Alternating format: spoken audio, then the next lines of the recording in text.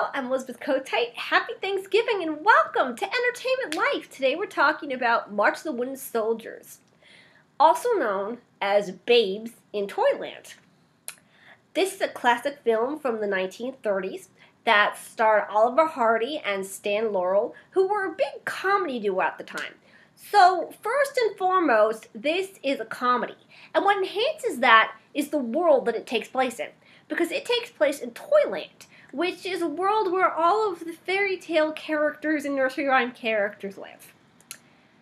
And it has very classic fairy tale type characters as our main characters. For example, we have Silas Barnaby, villain, who is your classic fairy tale villain because he only cares about himself and what he wants. And then you have the sort of princess girl in distress with Little Bo Peep.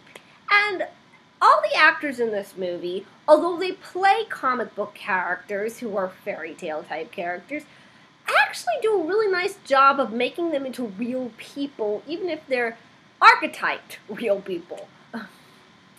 And of course, they added characters for Laurel and Hardy because it's their movie. And that's why this movie is very slapsticky and very physical in its comedy. Although, as it develops, it actually becomes more of a serious story with some adventure and suspense in it. Because it tries to follow the classic fairy tale plot, where there's some type of family or girl in distress because an evil villain is ruining their lives, and they try to stop the evil villain, and it's that kind of thing, but they really try to put their own twist in it because they're two idiots who have to inexplicably save the day. And why they have to save the day?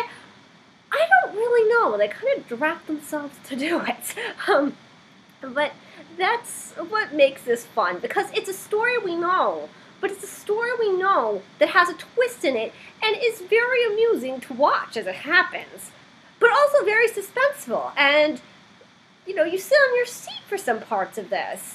And even though you know that in real life none of this could have ever happened, there are certain moments when you think that maybe it could. And I've watched this movie every year since I was a little kid, so this is a very family-friendly movie. Yes, there is violence in it, but it's very cartoony violence, and it's stupid little things, like people hitting each other over the head with sticks and hitting people with darts and all that type of thing. And they do have sort of scary-looking monsters known as boogeymen in it, but it was the 1930s, so to be honest, the boogeymen are not really that scary. They're actually kind of comical-looking nowadays. There's scarier things in movies now because back then they just didn't have the type of graphics. So what's kind of interesting about this movie is if you're older, you have to use your imagination a little more and actually imagine them being scarier than they are. But, that's really all I have to say about this movie. It's a lot of fun. It's also suspenseful and adventurous, and everyone's going to enjoy it.